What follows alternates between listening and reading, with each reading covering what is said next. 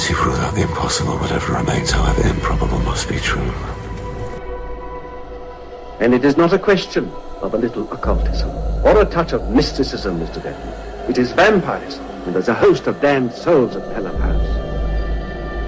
I am thy father's spirit, doomed for a certain term to walk the night. Here, the old gods aren't dead. And what of the true god? He's dead. Can't complain. People assume that time is a strict progression of cause to effect, but actually, from a non-linear, non-subjective viewpoint, it's more like a big ball of wibbly-wobbly, timey-wimey stuff. You're listening to Paranormal UK Radio. And good evening, everybody. Welcome to another edition of Paranormal UK Radio, the flagship show here on the Paranormal UK Radio Network. I am not Irene Allen Block, who usually brings us in tonight. Irene is feeling a bit under the weather, so she's going to take the night off. So I am stepping up, and I'm also joined by our other stalwart co-host, Andy Mercer. So, Andy, how are you doing? Not too bad at all. It's an interesting situation because obviously the last few weeks I've been wearing your shoes. Now I've taken your shoes off and put Irene's shoes on, so they're a bit tight, I have to say. Yeah, and you know, those heels are a killer too. Oh, God, I know how she manages it. I really don't. Well, I don't have the bulldog or the tweeting bird with me, so it's a little quieter here. So. No snoring. We don't have Gertie the paranormal pup snoring in the background or Pickles Pee-wee, you know, having sex with his ball. Yes, absolutely. And it's all quiet here. It's all a bit damp as well. It's a bit dreary and drizzly outside, so I hope everyone's nice and wrapped up warm inside and listening to us on our wonderful radio show. Oh, yes. It's snowing here in the northeast in the U.S., and bitter cold front hitting most of the northern part of the country. In fact, temperatures, they're saying up in Michigan, I believe, or up around Chicago, they're claiming are even colder than the parts of Antarctica. Oh, good Lord. It's cold here. We were forecast to get some snow, but at the moment it's just rain, which is quite nice. Don't mind a bit of the rain. Snow is always a pain because my road is a bit on the small side, so it tends to get a bit snowed in if it gets too heavy. But hopefully, touch wood, we're not going to be too bad here. But yeah, it's a damp and dreary sort of end to January, isn't it? So I just want to ask Al Gore, when were those ice caps supposed to melt again?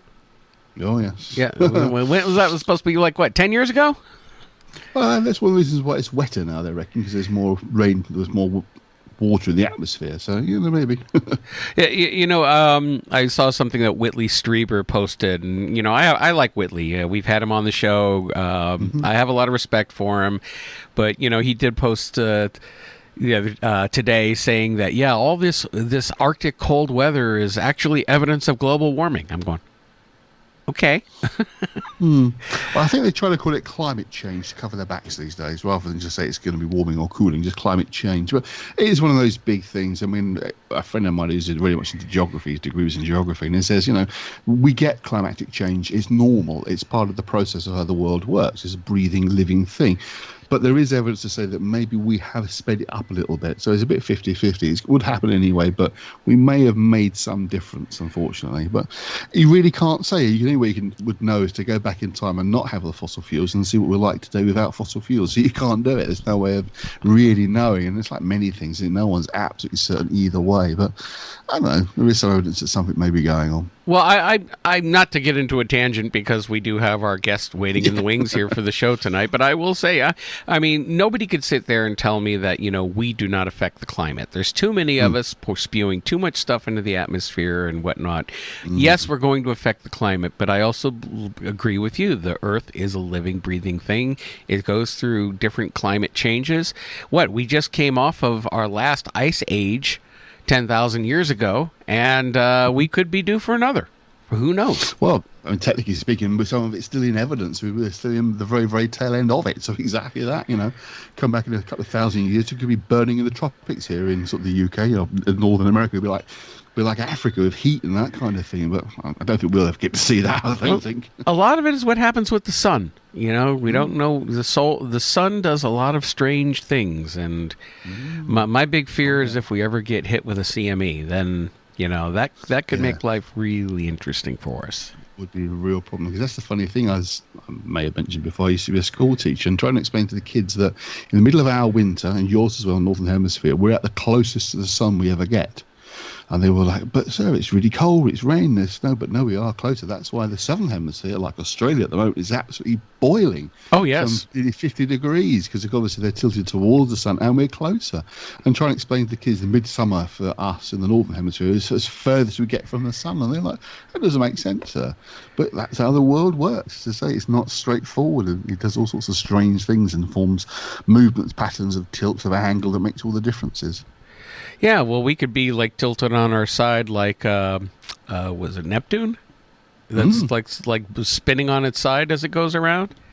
Absolutely, that could entirely be possible. We're going to have the poles will shift north become south as well. That's entirely possible. Well, they have been tracking the pole. The magnetic pole has been shifting. It's been dragging across the north by many degrees to the point where it's starting to muck up navigation. And there has been a lot of conjecture that we are looking at a major pole shift coming soon. If that happens, I mean, not just magnetic pole, but the axis. Tilting on our axis and what that will do for our weather. So that we're in for some fun times here, folks. Yes, although it's a slow process. I hope you won't see too much of it in our lifetimes, but you never know. I mean, the other thing, of course, is that the Earth changes shape as it moves closer to and from the sun because of the pull of the gravity. So even that alters as well. So it's all very confusing. Yes, very confusing. But you know what? We enough about the weather, because we always bitch about the weather. Let's get on and talk about something more interesting. And with that, we are going to introduce our guest who had appeared on the show a couple of weeks back when we had Mac Maloney and his team from the Military X-Files on the show, but we were also joined by Steve Ward, who is now joining us solo tonight. How are you doing tonight, Steve? I'm doing great. Well, thanks for coming on. And then, you know what? I feel real bad that I missed that show that you were on. It sounded like it was a lot of fun.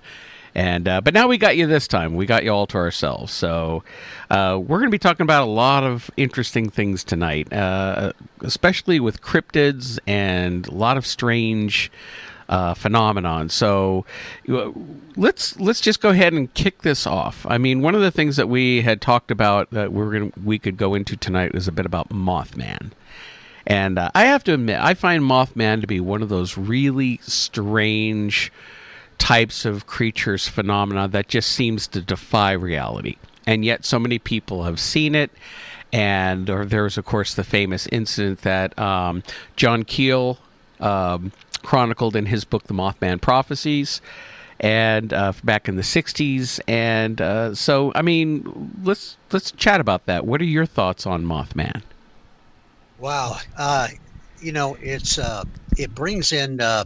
Well, just to digress a little bit, I followed John Keel for a long time. I became interested in the UFO phenomena and the paranormal back in March of 1966. In Michigan, we had, Dr. Hynek, Dr. J. Allen Hynek is in the news these days because of the Project Blue Book TV show.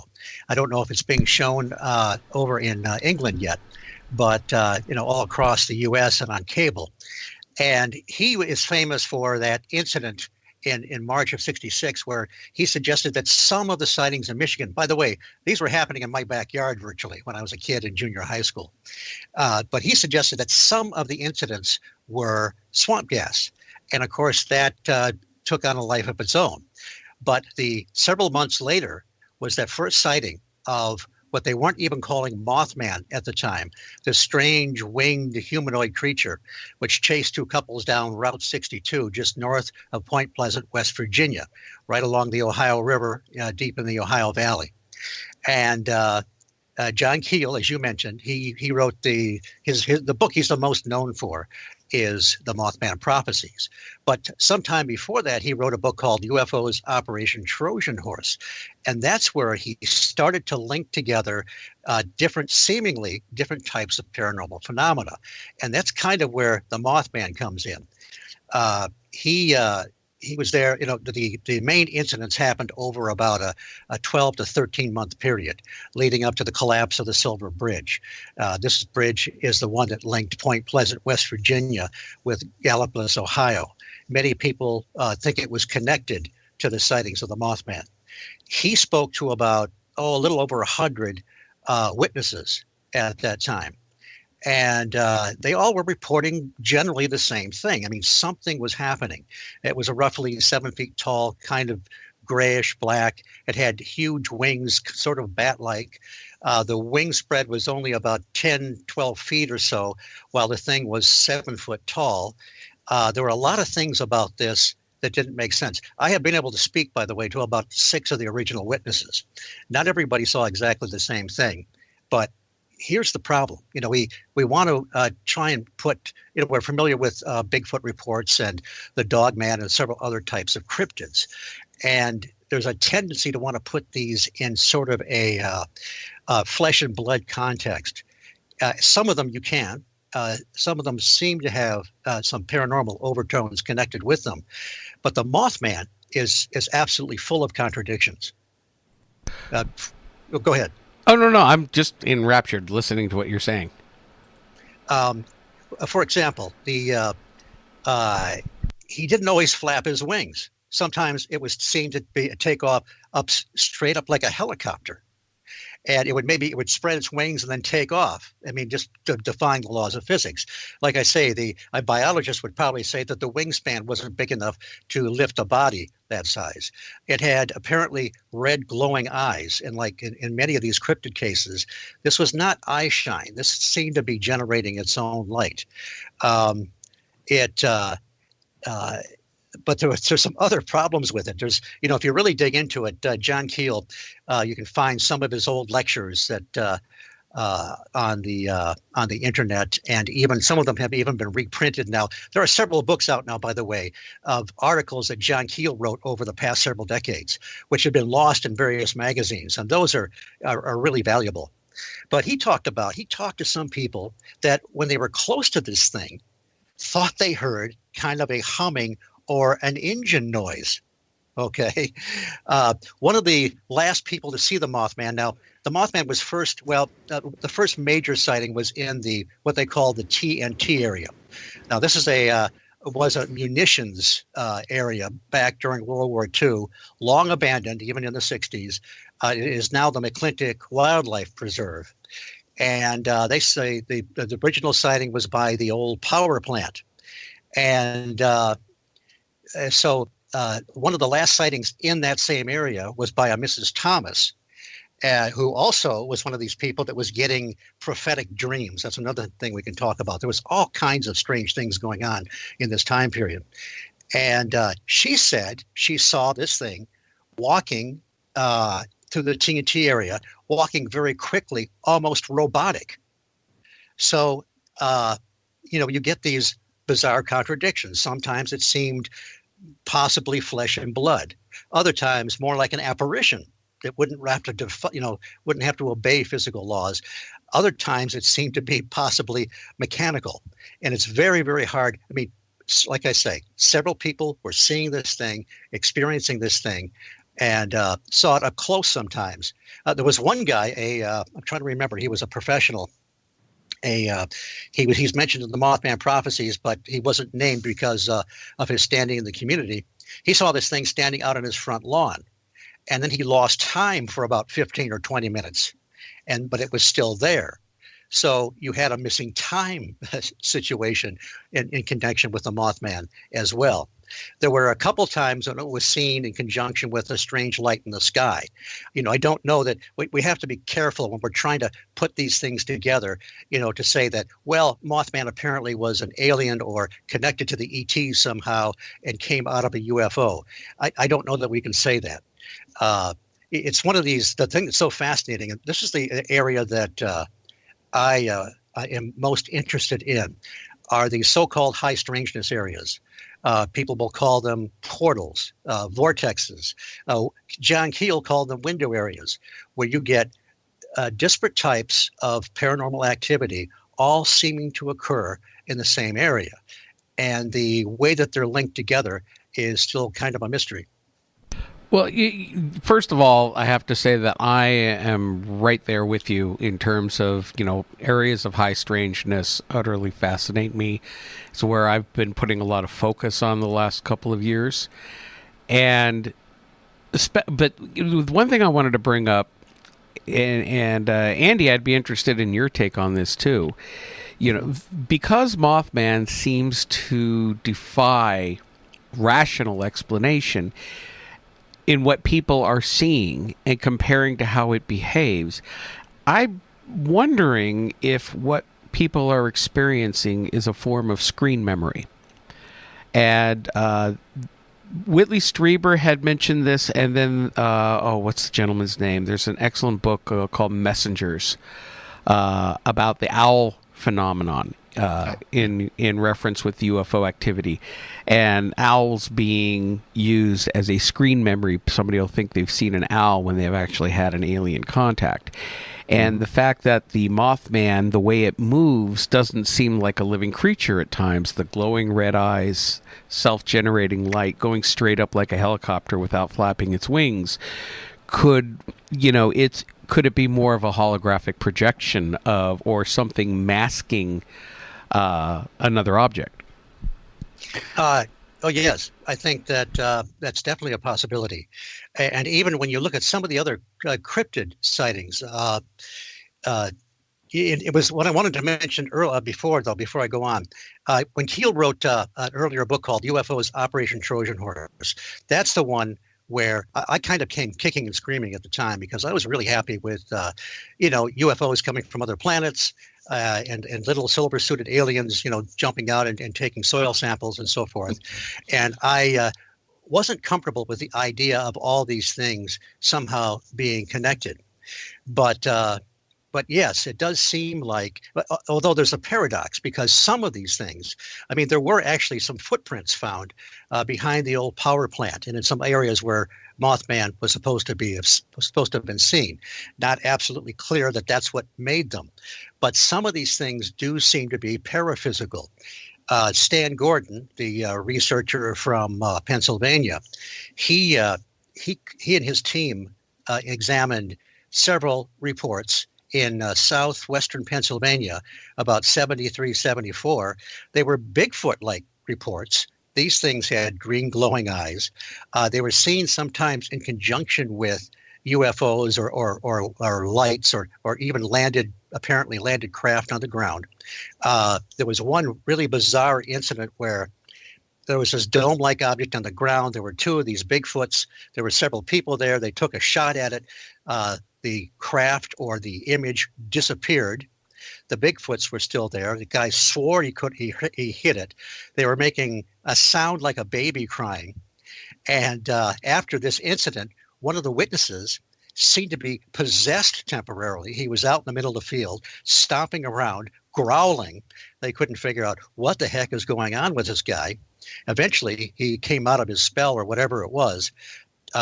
They didn't want to put him under regressive hypnosis because he had had such a weird reaction.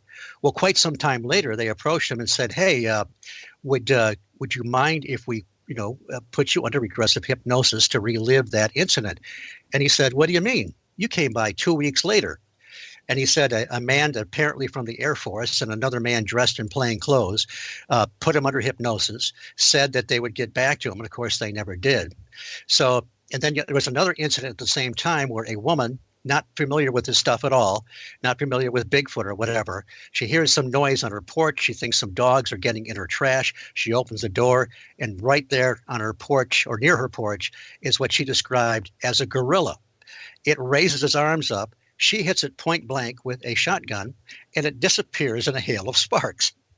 So, there are all kinds of bizarre incidents.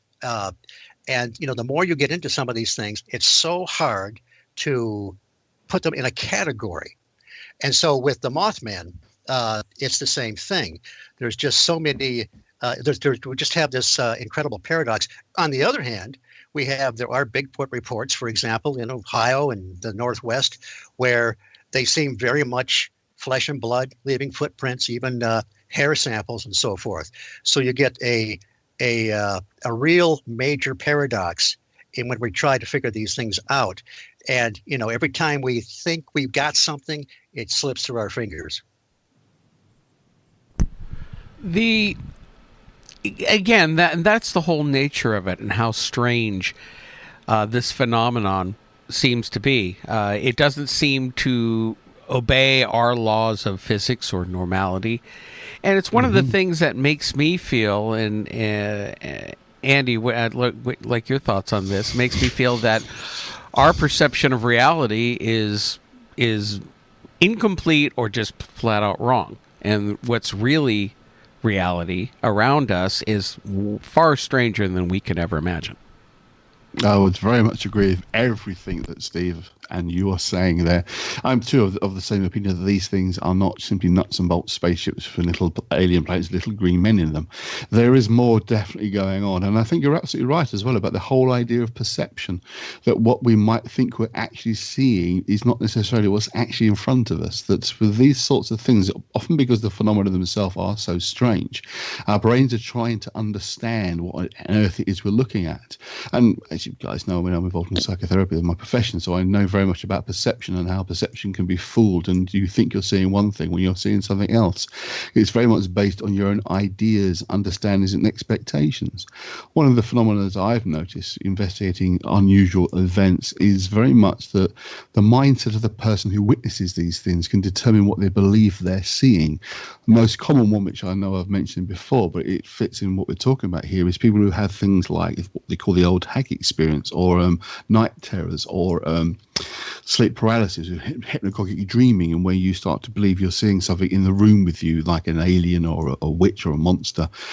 I often found, talking to people who had those kinds of experiences, depending on whether they were into sci-fi and aliens, etc., they would see aliens. If they were more into the supernatural, ghosts or horror films even, they'd see something monstrous or like a witch. So what they might be seeing actually in the room is open to debate, but what they perceived was based more on their own belief systems, their understanding. And it's interesting, Steve, you're saying about the woman who had no knowledge of all this sort of stuff, looked out and saw a gorilla.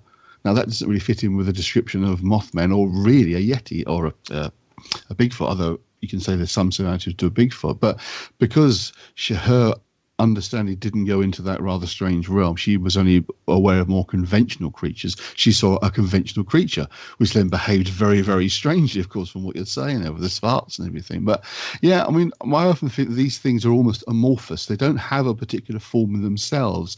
It's what your expectation of them is, that's what you're going to see. And again, it kind of fits you saying with the owl phenomena thing as well, because it's something that you can relate to. You can understand that in the average Joe public can make sense of an owl, but then if it's not actually an owl, but that's how their mind's perceiving it, it kind of makes sense because it fits in with what they understand, what they believe they're witnessing. So, yeah, I think we can say that these things are more amorphous and don't have an identity other than those which we kind of project onto them. So it is a kind of a screen effect that's going on, definitely. Well, my question would be, is it ourselves projecting onto it, or, as I suspect, in a lot of cases, especially in people who deal with UFOs and abduction phenomenon, that they're having screen memories or implanted, or these things are able to take the shape based on what they can kind of reading that person's mind and taking on a shape that they could somewhat understand, because otherwise maybe their true form or identity is beyond our comprehension. Because I really feel we deal with as physical human beings. We walk around in these meat suits, okay? So we have our eyes are able to see, our ears are able to hear, we can touch, we can taste, and we can perceive to a point with our minds, but our minds are only so developed. Doesn't mean that we are actually able to process other forms of reality that maybe go beyond our senses. Yeah, very much. That really is what we're saying, that it is within what you can perceive as individual. Now, you can also argue that maybe it's more of a collective thing, that it's something that we can collectively perceive that you're witnessing, rather than, as I say, the form itself, that it may be just something we can't really grasp because it is so strange. I mean, there's a classic story that I think I've mentioned before that's really interesting. When the Columbus and co travelled across the ocean to come to the New World, some of the places they landed, the descriptions of the natives who were living there at the time were as if the men appeared from nowhere. Now, of course, we know they sailed in ships, but because the natives had no conception of vessels like that, no idea about ships, they had some vague sense of something on the horizon, and then these men seemed to appear from nowhere because they had nothing in their minds that they could relate that strange object, which we would recognise as a sailing ship. But to them, it didn't comprehend. It had no meaning to them. So therefore, they literally couldn't see it. I mean, there are other examples in history where that kind of phenomenon occurs, where it's a culture encounters something that has no idea about at all, and it can't relate to it. So it almost doesn't see it. Because the way our minds work is whenever you see anything, your brain automatically compares it to everything else you've ever seen to give you a sense of what the hell you're looking at. That's why you know, well, a fork is a fork and not a knife or a giraffe, because it's comparing what it already knows. But if your mind can encounter something visually that there's no reference to, no frame of reference whatsoever, then it can even be edited out, or, as these guys are experiencing, as I say, in the New World, or it takes on a different form that relates to what you kind of understand, that you kind of can make sense of, like I say, the one with the gorilla. So that very much agree that we can't say for definite how the mechanisms of the mind is working with these sort of phenomena, but certainly that idea that it's something that's not quite what it appears to be, absolutely. I think there's probably more than one answer as well. For a while, I did full swing and I rejected the idea of ET. But now I think that there probably is, along with this mechanism in human consciousness or whatever it is, that there are probably others among us, as Albert Rosales would call them. But it's interesting because Keel was on this early, and he used the term ultra-terrestrial to differentiate from extraterrestrial. And it wasn't an original term with him. He borrowed it from Ivan Sanderson, the great British naturalist who was living in New Jersey and was a colleague of John Keel. Sanderson was probably most well known for the book Abominable Snowman, Legend Come to Life. And he also wrote some great books on UFOs. But Keel said he used the term ultra-terrestrial as kind of a literary device because he wasn't sure what the intelligence or energy was behind it. But he believed that it would, and I love this word, would transmogrify into something that was temporarily physical. It wasn't merely an illusion, but it could leave footprints, it could interact physically with the surroundings. And he looked at, he thought the only, perhaps the only, and he wasn't static in his thinking, by the way, he entertained other ideas, but he thought perhaps the only reality of some of these things were the strange meandering lights. He thought maybe they were objectively real, but somebody would see one of these things. They would be programmed, and similar to some of the ways you guys are just talking about. One would see a hairy, shambling biped. Another one would see a giant, mile-long craft in the sky. But something was real. They weren't merely illusions or hallucinations. Something was really happening. And he pointed out that, if you go way back in history, those strange lights were called by the Chinese dragon tracks. In another era, when they believed in witches flying on brooms, of course, if you saw a light moving through the sky, that was a witch carrying a lantern on the broom. In later years, we had the Foo Fighters. We have and orbs and the fairy lights and so forth. And also, he thought that the manifestations of the UFO phenomena, if you go back throughout history, remember the reports around 1897 of the massive dirigible-like airships all over the U.S. and other parts of the world. Yes. This is before, Zeppelins were really of any use. And then you had, like I mentioned before, you had the ghost planes and so forth from Sweden way up north. And then you had the Foo Fighters. And then you had the more acceptable bug-eyed monster type landings and sightings of UFOs in the 40s, 50s, 60s, and on up. So he believed that the the appearance, the manifestation of these things were kind of changing with us and reflecting our attitudes. That would make absolute sense to me entirely. I mean, that's one of the things that's often struck me is how many different kinds of creatures people see around the world. And very rarely do you get the same creature being seen in different parts of the world.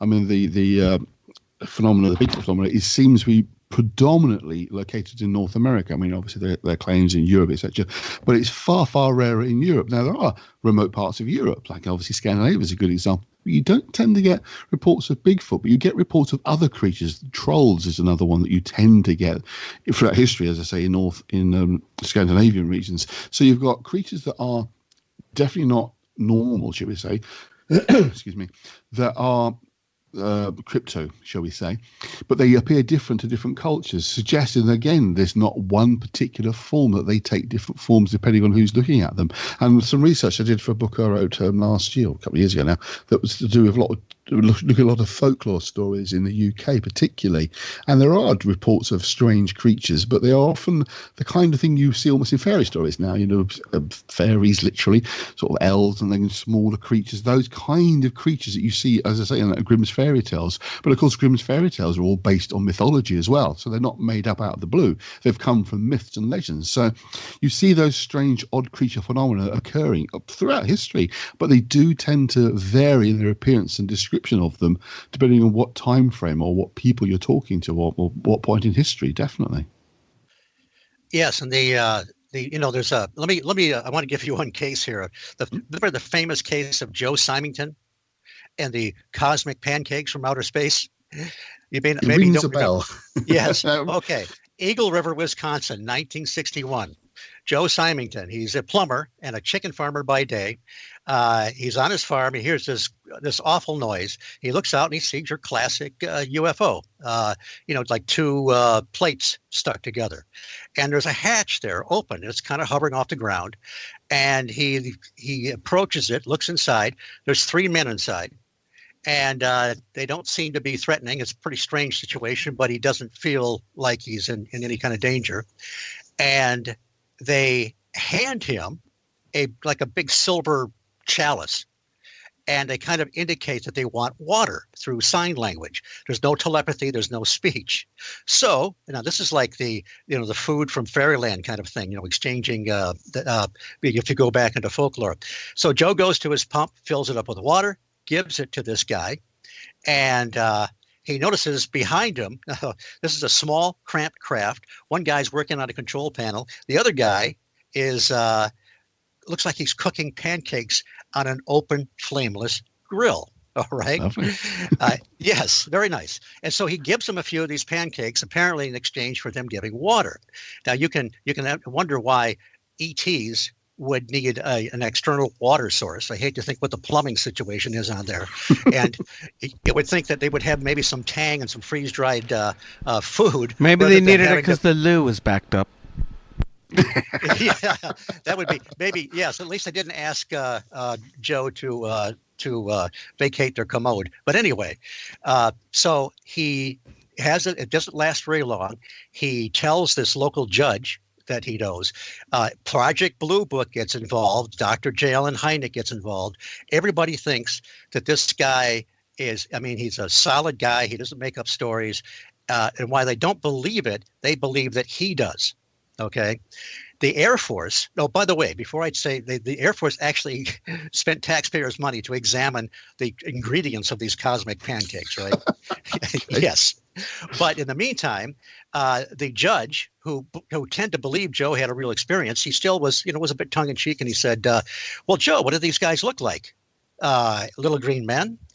And Joe says, well, no, they were kind of swarthy like Italians. They're about 5 feet tall. They're in coveralls. Now, a little segue. John Keel, in one of his articles, talks about how he discovered an old press conference with General Spaatz, big general out of World War II, 1948. He actually says in part of this news conference, there is no truth to the rumor that Spaniards are driving flying saucers or that flying saucers come from Spain. So John Keel checks around for any other kind of news source clippings or whatever to see if people were reporting that at that time. And he couldn't find anything. He had to assume that they were actually getting reports from people that were seeing this kind of an occupant sometimes in one of these craft. And sure enough, Keel eventually would get these kind of stories where people would report, in quotes, dark Mediterranean types, or in quotes, foreigners, right? Of course, you can be a foreigner depending on where you're living. But anyway, so and even some of the, if you get into some of the Men in Black lore, you get the same kind of description sometimes. So that's really interesting there. But then now another segue. Andy and I talked a little bit about the folklore connection and modern day UFO experiences last time we talked. Well, there was a man named Evans Wentz who around 1910, he was an anthropologist, I believe. And he went around collecting stories of the little people, and not just tales handed down from generation to generation, but firsthand accounts in the same way we go around talking to people about their cryptid or UFO experience. And he was told that the fairies drink fresh water, eat fresh meat, but never take salt. Guess what was the one ingredient that was not found in those pancakes? Those otherwise normal pancakes was sodium. Yeah. So again, now back to what you were talking about before, depending on when this event occurred, if it was a real event, you're going to interpret it in a certain way. If it happened 100 or 200 years ago, people are going to interpret it as the fairies, in spite of these strange craft they rode in. In modern day, well, of course, they're aliens coming down to take a sample of our water or do whatever. So that's, when you get, again, we don't know how physically real it was, although, allegedly Joe got some real pancakes, even though he said they tasted horrible and he would never take a ride with them because their food was so bad. But anyway, that's always been a fascinating case for me, because it's one of those, where do we put it? Where does it belong? It's fascinating. You have those little underlying connections that almost you can draw a line between different phenomena and events that you'd think have no connection at all. Little elements start to emerge. That idea of the small, use the word foreigner, the sort of Mediterranean look, Spanish, Italian, probably Greek as well, that kind of theme running through. And then the idea of the no sodium, no salt. It's interesting, isn't it? There's little bits and pieces that, if you were faking the stories, you'd have to dig deep to find these little connections to sort of throw them in there, suggesting that whatever's real, they're experiencing certainly something, definitely.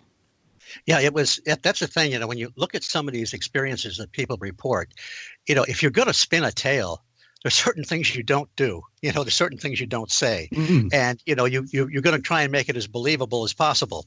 And, these, when you add up all these elements together, they don't make any sense. But it's interesting once, again, this is, as I do my upcoming show, I'm going to be mentioning John Keel a lot, because people will obviously see that he's influenced me a great deal. He had developed kind of a catchphrase. And the catchphrase was, ask the contactee, the abductee, the experiencer, what he or she had for breakfast. And what he meant was, find out about the individual. Don't just take the report at face value. Find out everything else about them. And he would find that people that would have, say, a close encounter with what was apparently some kind of a humanoid or alien had all kinds of other things going on around them. They would have electrical interference in their house. Yes. Sometimes a poltergeist would break out after there was a Reverend DePaulo in 1968 in Youngstown, Ohio. He had sort of a, well, for lack of a better word, mundane encounter with some kind of a entity. Then later on, this crazy poltergeist phenomena breaks out, including the sound of a baby crying. Now that's one I wasn't aware of, that the people that are ghost hunters and so forth have talked about how that's one of the things that they encounter, are the sound of a baby crying in the middle of nowhere. You've shown that, and it's one of those things that has sort of peaks before that. I've done a lot of paranormal investigating of sort of ghost and haunted locations, and there's some of those certain phenomena that you do kind of encounter more often than others, if you like, and that is one of the idea of sort of crying, and that particular child's voice crying out, definitely. And you wonder, what the heck does that have to do with a extraterrestrial spacecraft, if that's what it was?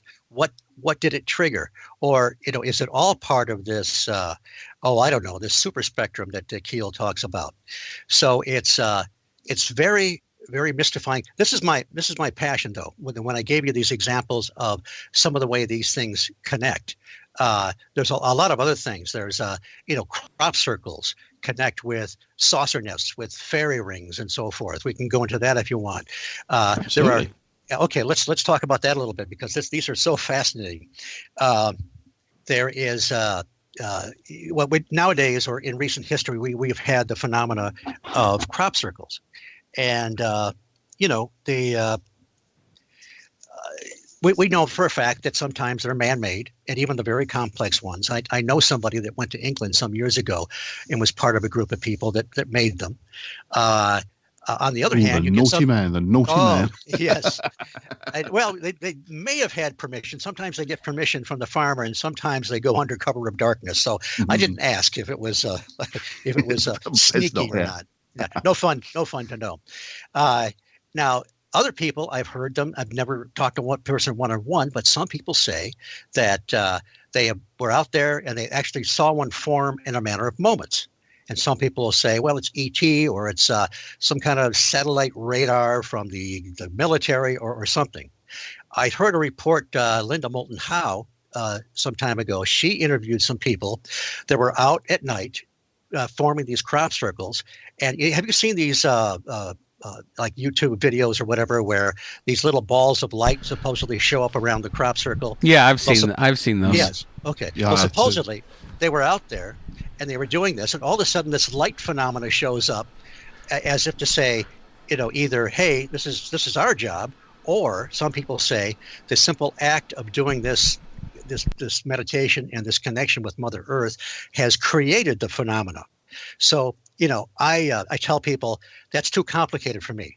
I'm a pensioner, so I like to harken back to a simpler time. So if we go back to the 1960s, we had something we called saucer nests. And there was a famous one in Queensland, Australia. Oh, yes. Remember that? Yeah. Delroy, Ohio was covered in Fate magazine years ago. And there were times when people saw a craft or a strange light in the distance come down to the field. They go there the next day and they see this depressed area. Okay, you can wrap your head around that. Problem is, these things have been around long before Kenneth Arnold had his sighting in 1947. And of course, they tried to explain these things as, all kinds of strange atmospheric phenomena and whirlwinds and so forth. But in the olden days, they would have called them fairy rings, because they saw the little people sometimes dancing around these fairy rings. And not only that, you could see the orbs or the fairy lights or UFOs, whatever you want to call them, moving around these things. And again, you had, Evans Wentz, and even, I guess, Sir Walter Scott went around talking to people about their experiences with these elementals. And sometimes they would tell them about how mushrooms would grow around the outer parameter of these. Well, there's actually a couple in a MUFON journal in the mid-'70s. There's there were a couple of reports in Argentina where there was one where the civilian pilot was flying over an area.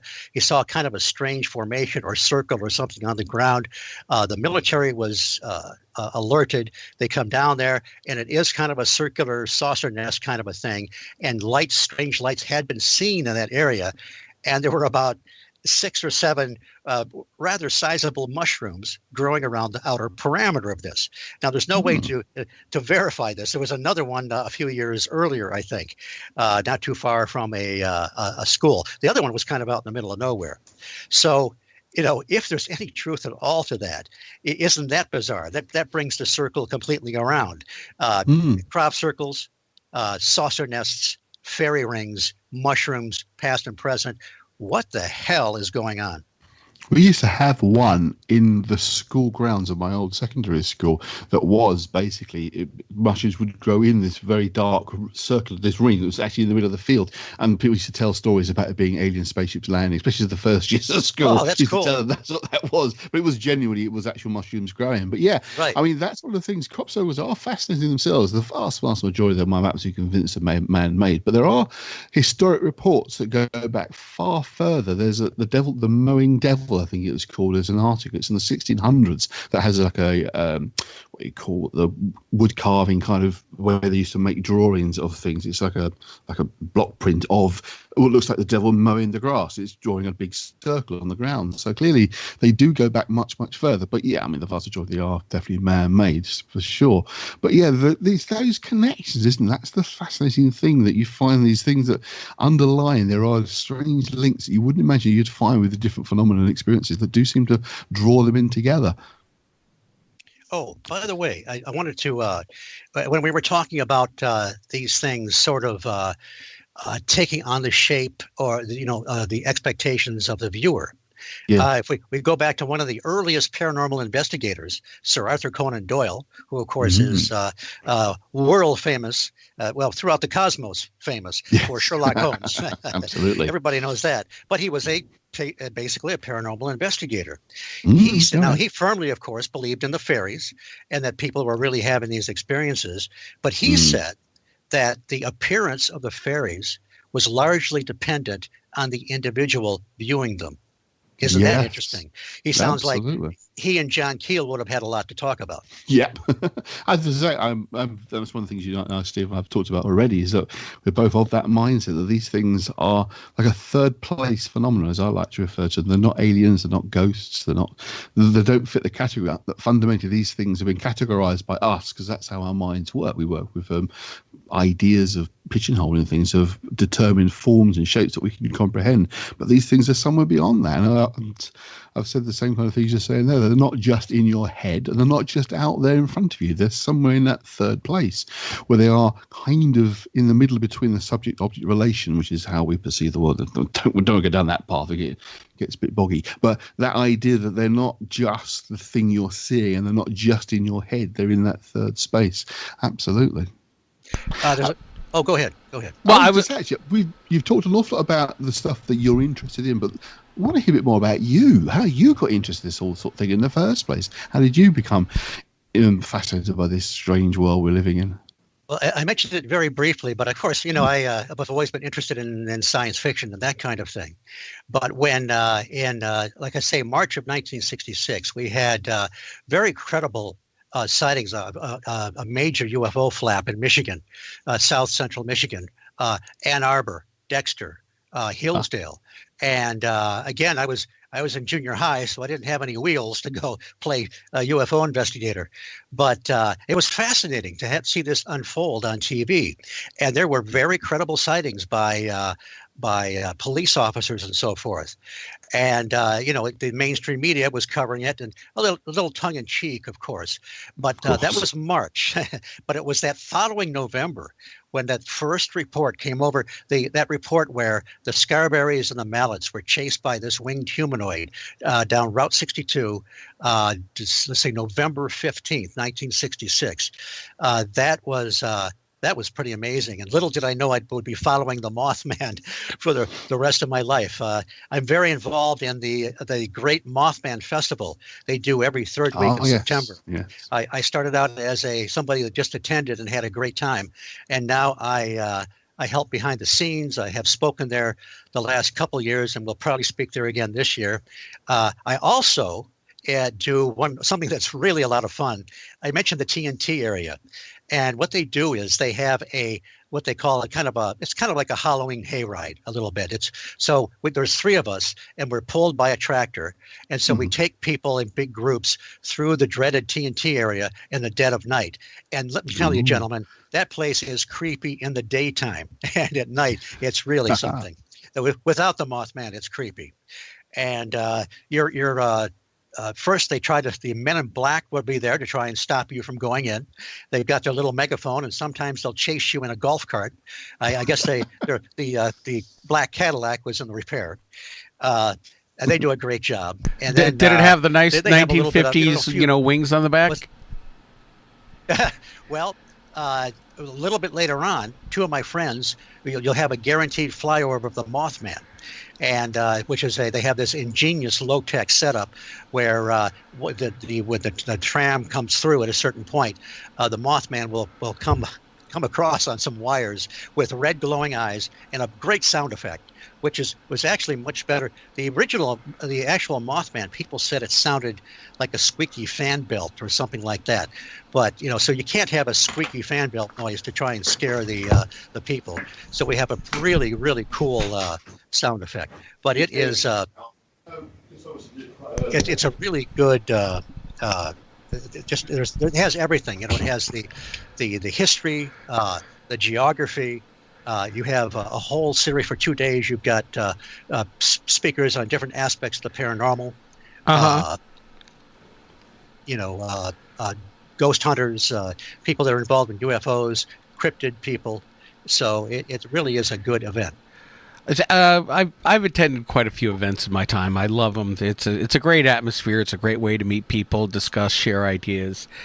And getting back with the Mothman phenomenon, John Keel, because I'll admit I have not had a chance to read a lot of John Keel's other works, but I did read the Mothman prophecies. And what's ironic to me is everybody focuses on Mothman, but that was actually a small part of what was an extraordinary phenomenon dealing with high strangeness, UFOs, incredible Men in Black encounters.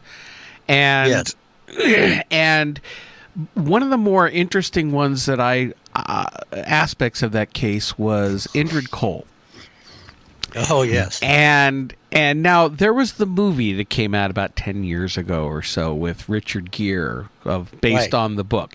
And you know what? I love that movie. Now, again, it wasn't a literal retelling. It was dramatized. They changed a lot of things, but it got the spirit of what the phenomenon was like. I thought it nailed the spirit of the phenomenon and what people dealt with. They took a few incidents from the book, including the bridge as the climax, but the whole Indrid Cold thing of who this person supposedly was, if it was a person. What are your thoughts on that phenomenon? Right, and by the way, John Keel agrees with you about the film. He, in fact, I forget who it was he told, but when he'd held off for years to get a decent script for his book, rather than just make a fast buck. And he was actually giddy, I guess, when he got this particular script. I think Mark Pellington was the director. And he said, they've updated it and they've got me married and so forth. He said, but they have captured the essence of the book. And when he was interviewed by Art Bell on Coast to Coast AM back in 2003, he told Art, he said, the one thing that this really got was the feeling of paranoia that I felt and the atmosphere that happened at the time. So the one thing I did regret in the movie, and I know why they didn't do it, they didn't pursue the Men in Black thing too much, although they kind of put that in with the Indrid Cold stuff. But just a few years before, they'd had the silly Men in Black movies, which was based on a graphic novel, which was based on the actual folklore, if you will. So it was too bad that they didn't have a little more of that. But the Indrid Cold thing is really bizarre. Again, you're going to get this paradox where some aspects seem to be real and others don't. What had happened was, John Keel teamed up with Mary Hyre. Mary Hyre was a local reporter in the area, and she was well-liked, and she was a great journalist. She wrote a column, Where the Waters Mingle, referring to the Ohio River and the Kanawha River, right there where Point Pleasant is. And she got a report. There was a guy that came forward and said, I just got to tell somebody. And he was driving down this Route 77, he and another man, and they had this elongated craft, pursued them, landed, and then forced their car to stop off the side of the road. And this man gets out with kind of dark features and so forth, with his arms crossed, and he talks to the men, and he has this really mundane conversation for somebody flying around in a craft, who are you, where are you going, what do you do, and then he leaves. So this guy isn't going to tell anybody. He starts drinking and starts having his bad dreams very quickly. And this is early November, by the way, before the Mothman stuff erupted. And so Mary Hyre got a hold of John Keel. He told him the story. And so finally this guy says, you know what? I've decided not to go forward with this even as a blind item. I don't want anybody to know. And he said, that scientist fella said that we should forget all about it. And John Keel said, what scientist fella? And he told him, some guy from some university, I don't remember his name, said he knew all about it and you should just not worry about it. And Keel said, well, how did he find out? Did you tell anybody else besides me or Mary Hyre? And he said, no, damned if I know. So Keel filed it away and thought, well, there's nothing he can do with this, not even as a blind item. A day or two later is when the Indrid Cold thing broke in the news. That was Woodrow Derenberger following the same route, same kind of experience. This craft lands, the man gets out, he's got his arms crossed, dark features, and he asks him a series of mundane questions. But he also tells him he's from the galaxy of Ganymede. Now, of course, Ganymede is a moon of Jupiter. They have a brief conversation. He says he will see him again, and he gives him his name, Indrid Cold. So there's a little more to this experience than the other one. Now, and then there was a little bit later, John Keel finds a woman that lives across the river in Gallipolis.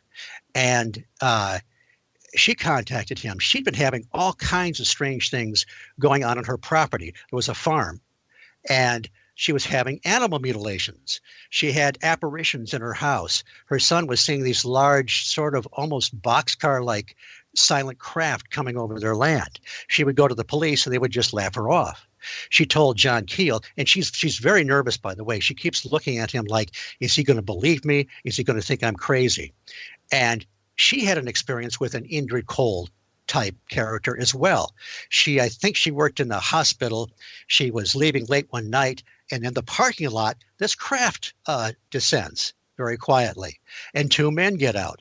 And they're sort of Indrid Cold types. I mean, they were wearing coveralls, I think. She thought they looked like foreigners. And again, she was paralyzed. She couldn't move. The same kind of mundane, nonsensical conversation. And then they left. And then she asked John Keel, she said, because by this time, Woodrow Derenberger had been in the newspaper with his because he went to the police and it was covered on the local news. And she asked Keel, she said, did that man ever see that guy again, see Indrid Cold again?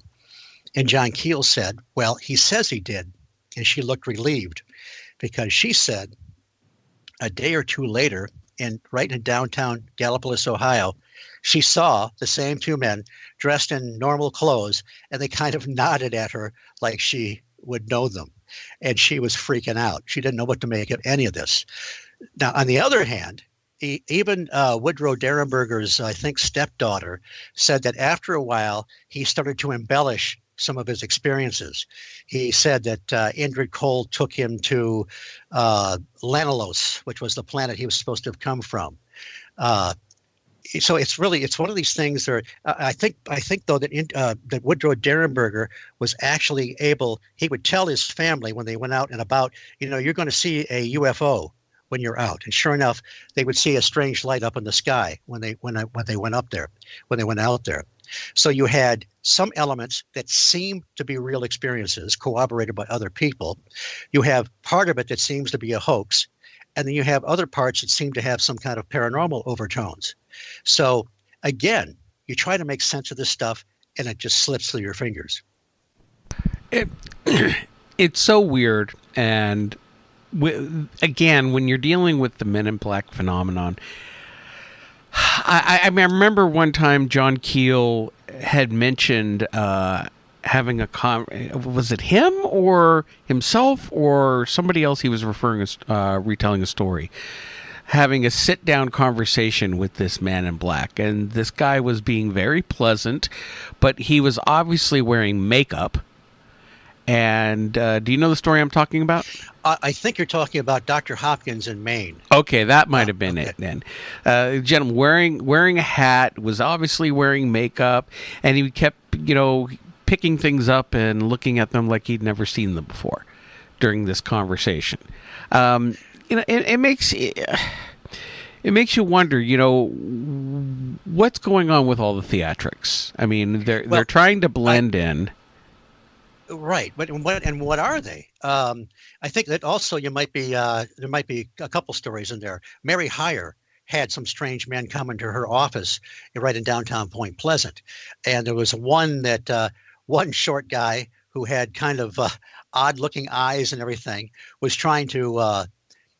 He was disparaging John Keel, I think, and he sees a ballpoint pen on the counter, and he's fascinated by it. And so she lets him take it. It's like he'd never seen a ballpoint pen before.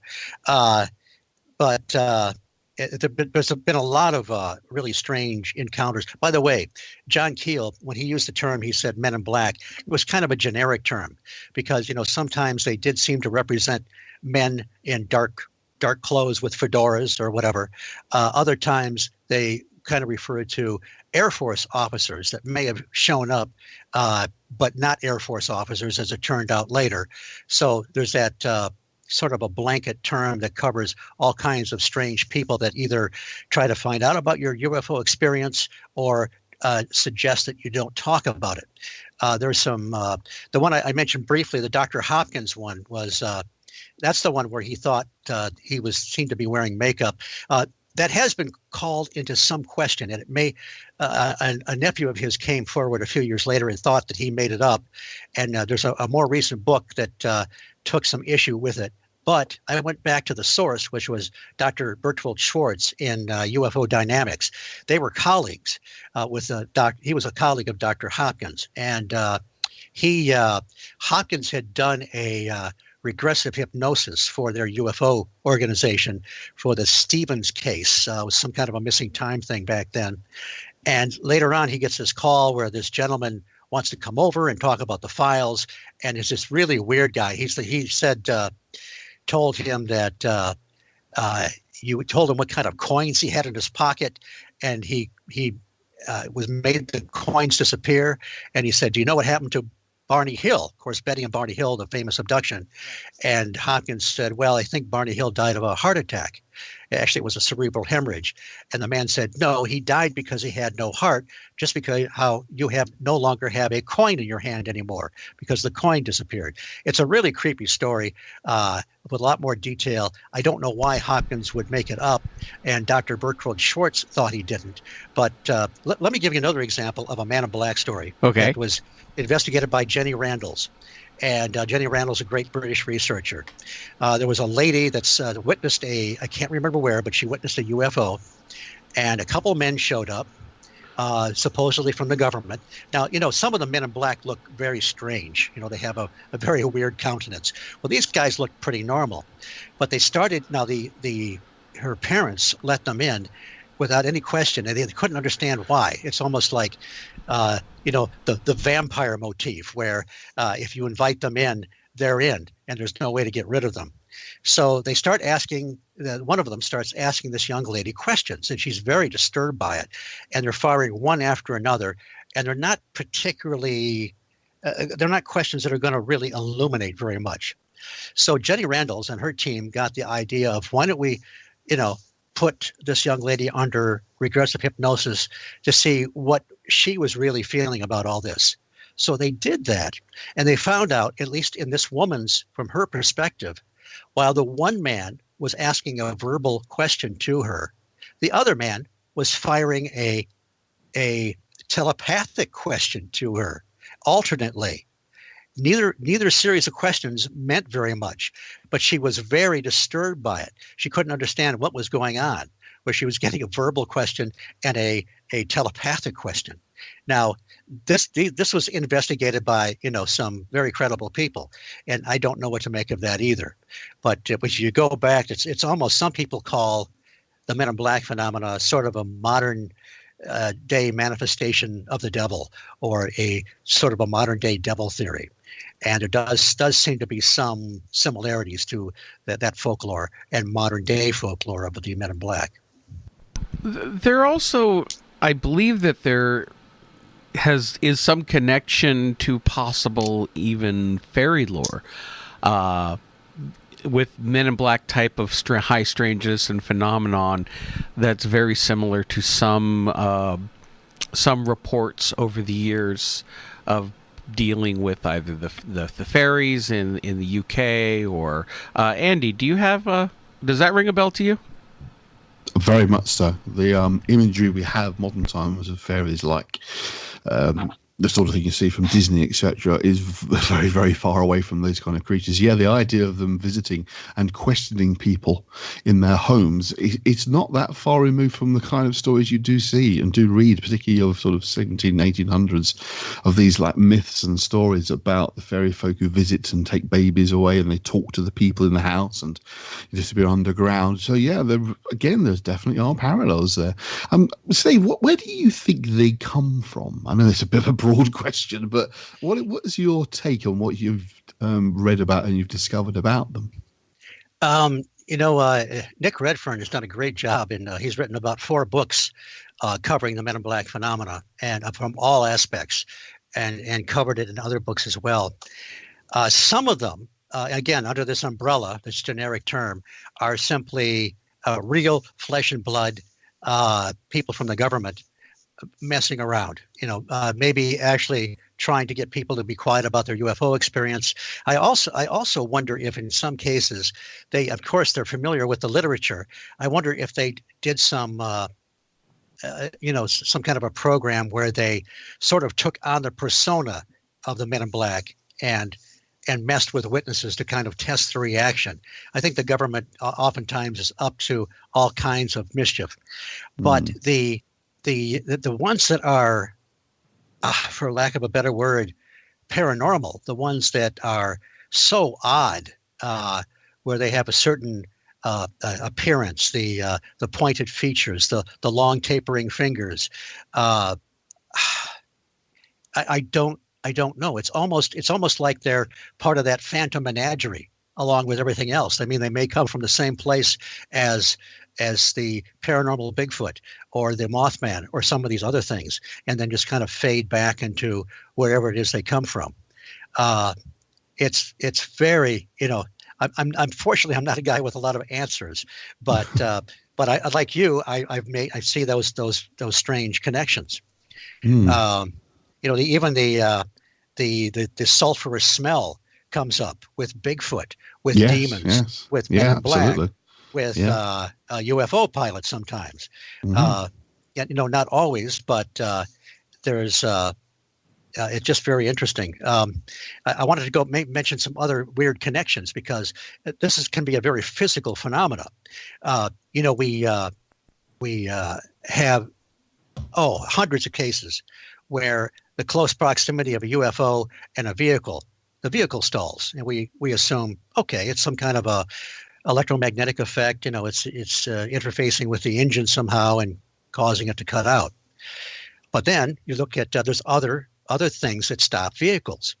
1960, I believe, North Cumberland, England. I might have that wrong, but there's a lady named Dorothy Strong. She's being driven in a taxi cab, and all of a sudden, a phantom army starts to manifest. Now, it's not terribly unusual for a phantom army to manifest in parts of England. It's happened, and also Gettysburg and so forth. But what happened was they see this army, and it looks like it's marching toward them, and as it gets close, it fades out.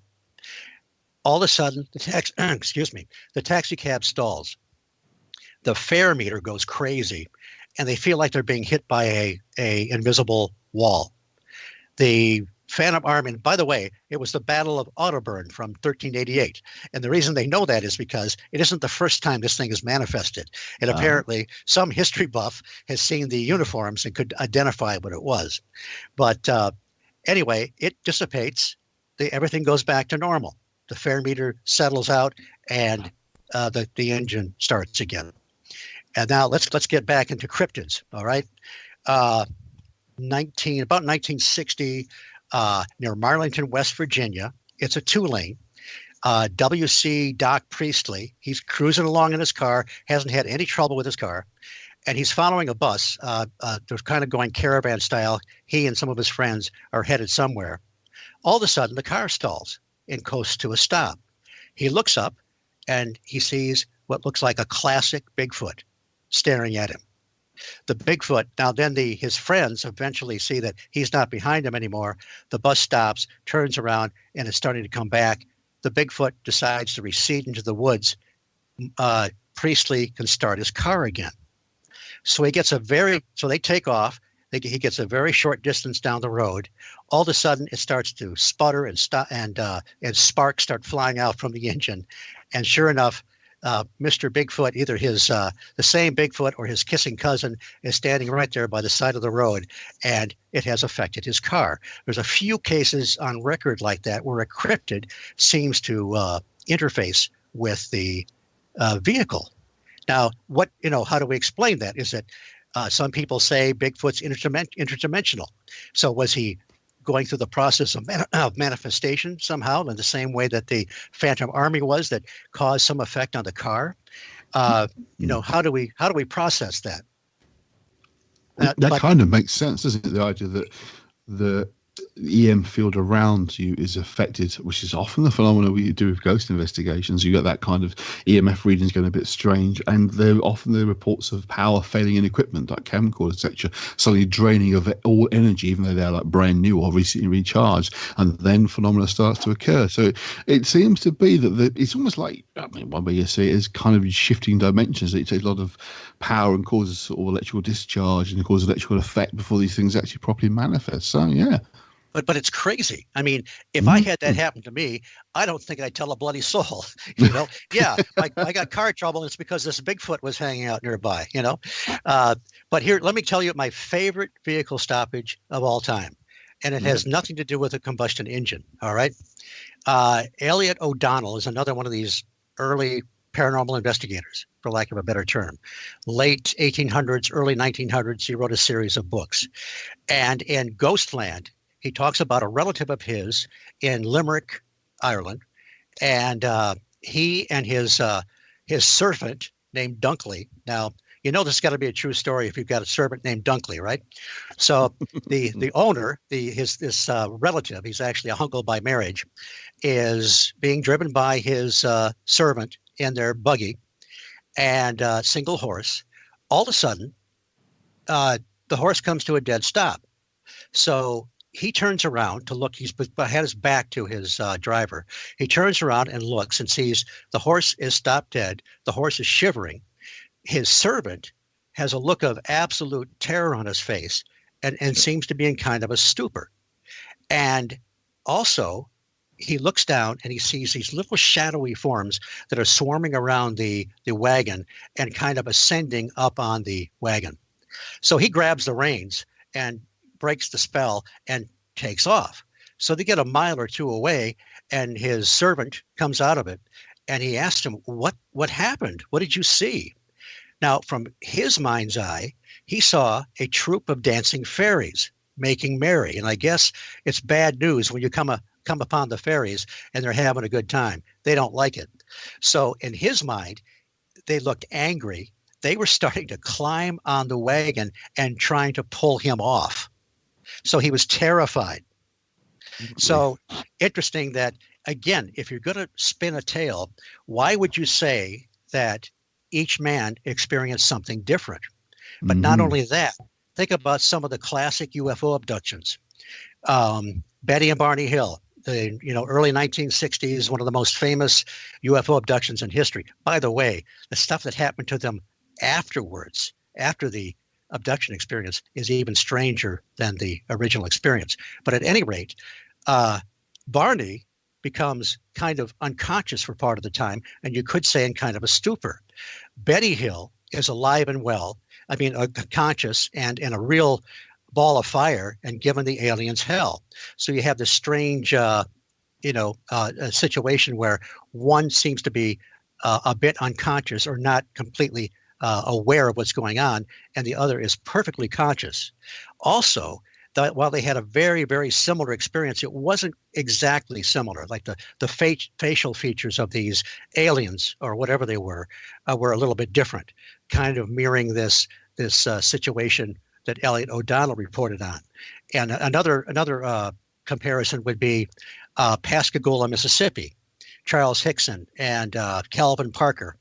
Calvin Parker's out now, finally broke his silence and is talking about what happened. But 1973, Pascagoula, Mississippi, October, they're abducted. And the similarity there is that Parker goes out almost right away, becomes unconscious, where Charles Hickson is awake through the whole event. So again, I'm not being dogmatic about this, but there do seem to be parallels between some of these things that past and present. Definitely. Well, Kelvin Parker's actually been on one of the other shows on our network. He's actually been interviewed by one of our guys, so that's been worth having a listen to. Yes, I'm really glad that he's. There's a lot of fascinating things about that. I would love to interview him sometime, because there was also a in '73 reported by David Webb. Around the same time, a young boy saw one of these, claw-like creatures that they reported that seemed more android than sentient creatures. Saw him in his backyard. There was another report about a month earlier, and I can't find the source right now, but it's one of those things that I've read, and I know I can find it. I just haven't found it yet. But a woman had one of these bedroom invaders, and it was very much like these android-like, claw-like entities that Hickson and Parker encountered. Only this thing drifted through the wall like a classic apparition. And this happened a month before the Pascagoula incident. So she had no knowledge of any of this. Sure. So very, very interesting stuff. Absolutely. That's one of those things I was talking about earlier on. Those kind of phenomena people have late at night in their bed or in the early hours of the morning where they wake up and feel there's a presence there. And from a lot of the things people talk about, the people I've spoken to, they are convinced there's something there. But again, there are different belief systems or ideas, give them different descriptions of things. But it's interesting in saying that woman had no idea of another description that was the same as that, but yet she was seeing that. Because it's another thing that's often struck me about those kind of descriptions. People never describe anything quite nice and pleasant. They don't see like a unicorn walk through the room, or they don't see sort of a pop star or something. It's always something unnatural and uncomfortable, and it's a scary phenomena rather than something that would be quite pleasant to see and experience. So there's a wide variety of descriptions of these kinds of phenomena, but so again, it begs the question if they're seeing a particular thing or it's something that their mind is trying to comprehend and it comes through with what they understand. I think certain archetypes maybe. Oh, absolutely. Yeah. I mean, that's something that's very much my bag as well. That kind of deep level of subconscious archetypal imagery that you're tapping into that's part of that phenomenon. I mean, that's one of the things. The archetype of the witch is something that you find in different cultures around the world that have a similar kind of description of the classic witch, the old crone. It's often seen that way. Now, you could talk about different patriarchal societies have certain ideas about older women, but you have in other societies that are not so patriarchal that still have that same kind of archetype of the crone, the scary witch woman, and you see it in different cultures again. So there's that kind of deep resonance in the mind of certain kinds of phenomena appear the same to different unrelated cultures. So it goes down that road as well as trying to find a description of these things that fits everyone's understanding, because you just don't get it. You get these connections and similar phenomena, but the descriptions do vary enormously.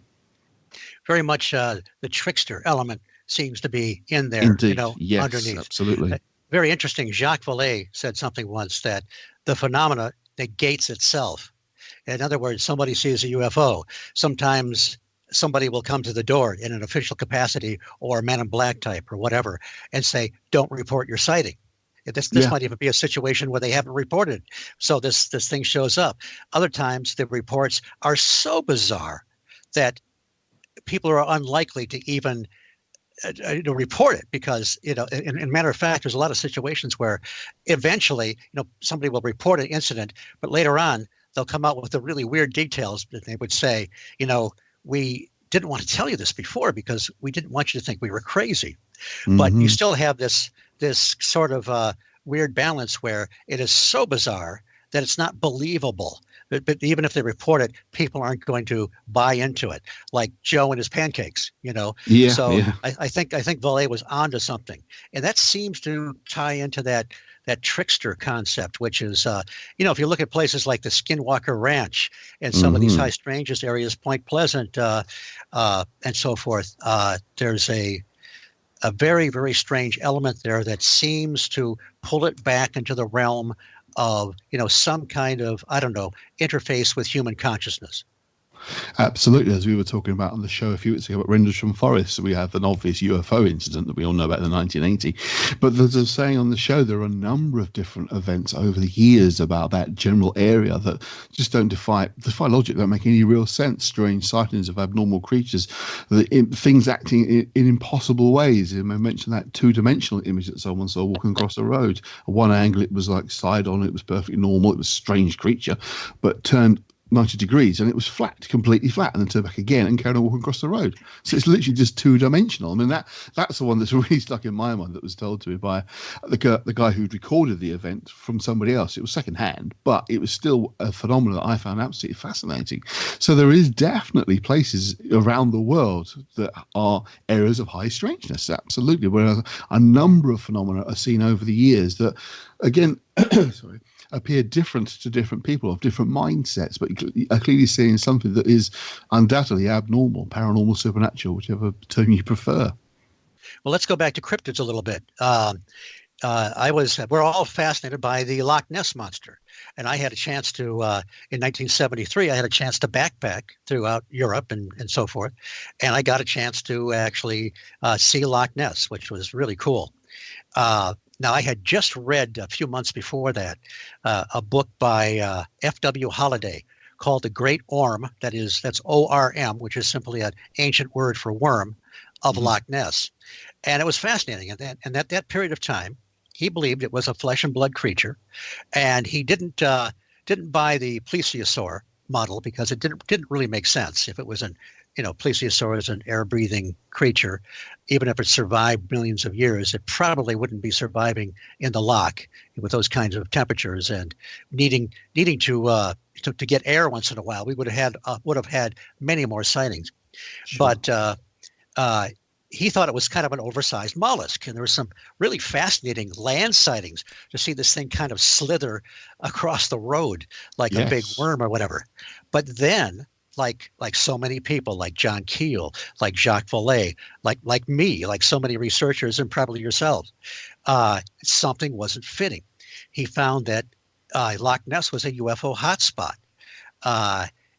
There was a Swedish journalist that encountered some little men in some kind of a strange craft when he got lost around the woods and foyers.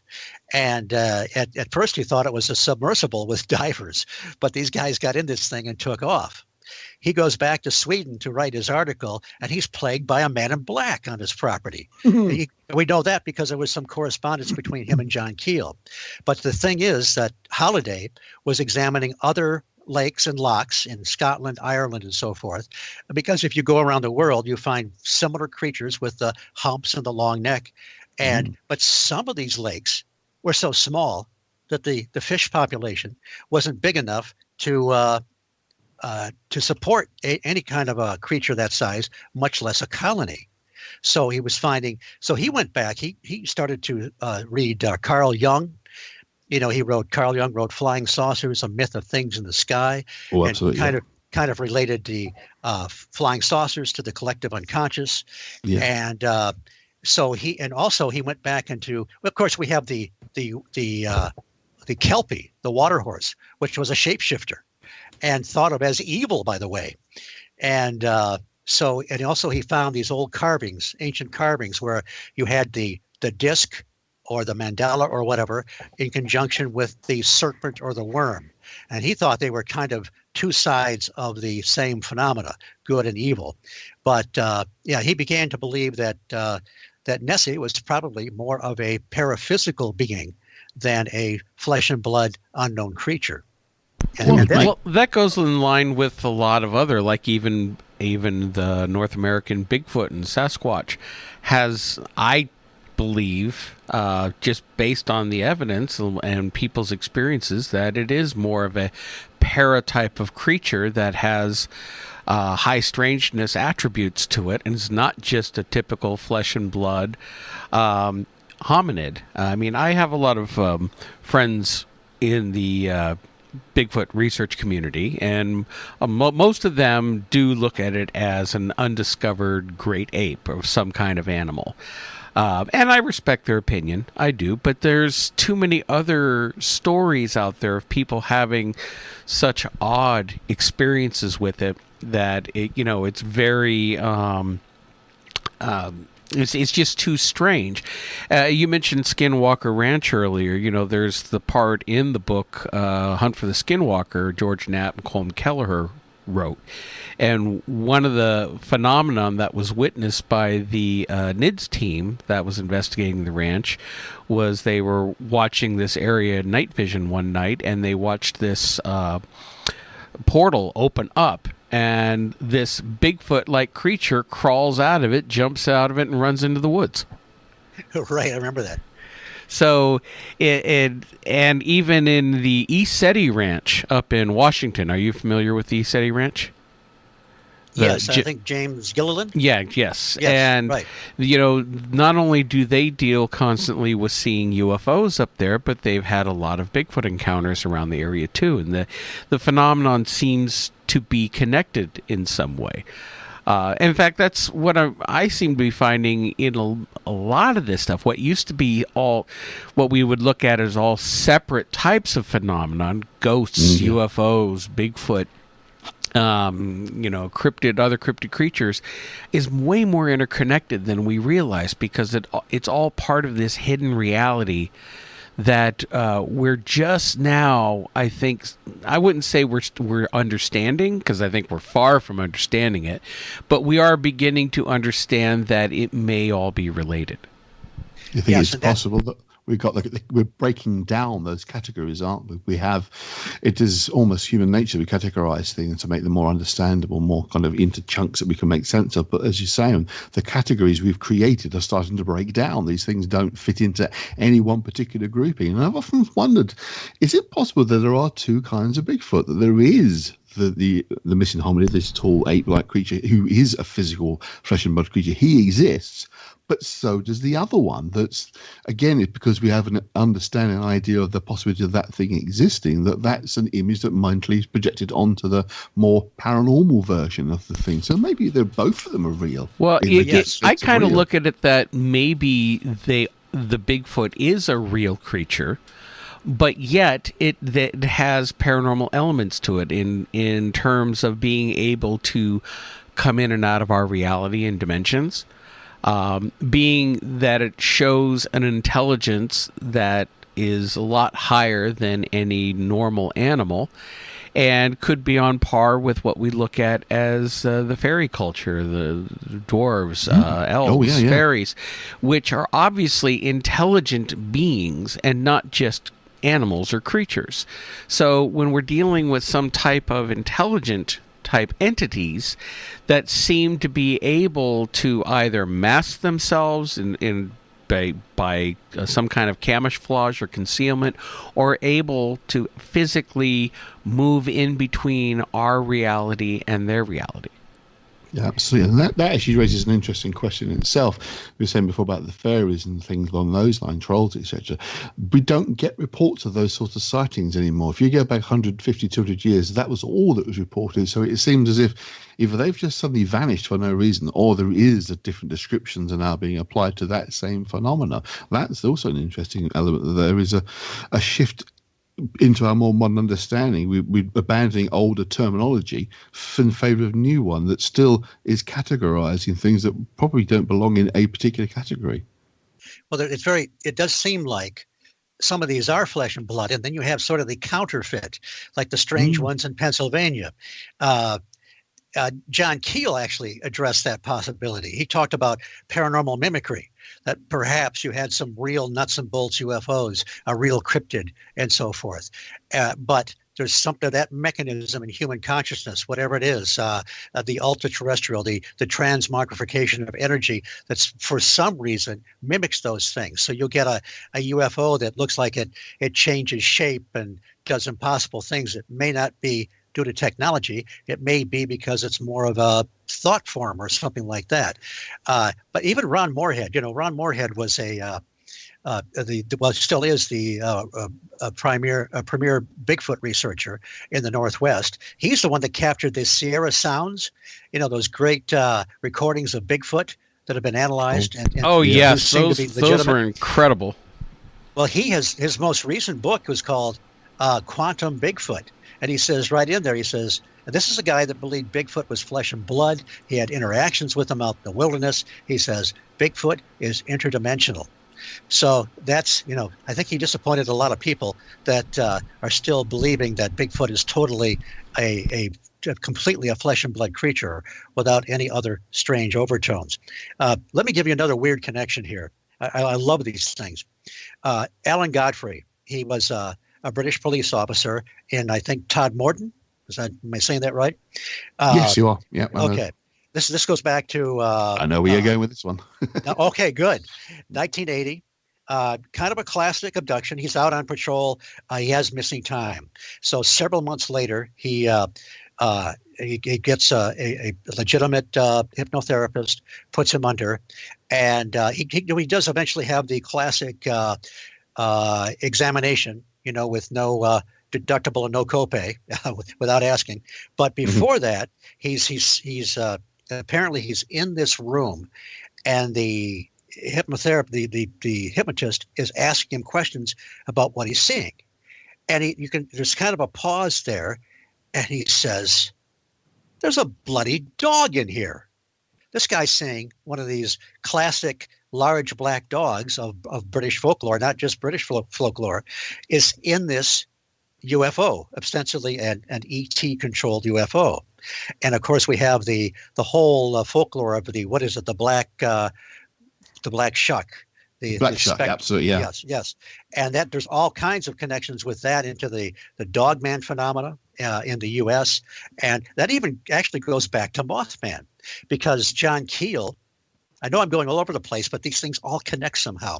Oh, no, absolutely. John Keel found these large dog-like footprints behind the old TNT power plant, along with some other footprints that might have been related to Mothman. Whatever these dog-like footprints were, he said that had to be a creature 200 to 300 pounds heavy because of the way it imprinted in the ground. I'm pretty sure Mothman didn't have big floppy dog feet. There was another UFO sighting in Charleston around that same time period. A very bizarre-looking retro UFO with a propeller on the bottom and wheels like castor wheels. I mean, it just didn't make any sense. But in that same area, John Keel found more of these large dog-like footprints. So he consulted with Ivan Sanderson. And Ivan Sanderson said to Keel, he said, yes, for some reason, these prints are showing up in these paranormal hotspots. We don't have any more information than that. I attend Michigan MUFON meeting and meetings from time to time. And last year, Dr. Chuck Lietzow, retired professor, he was doing research on Bigfoot and UFOs in Michigan. And he said the same thing without knowing anything about this literature. He said, for some reason, in these areas, these large dog-like footprints, presumably connected to the Dogman, I don't know, keep showing up in these paranormal hotspots.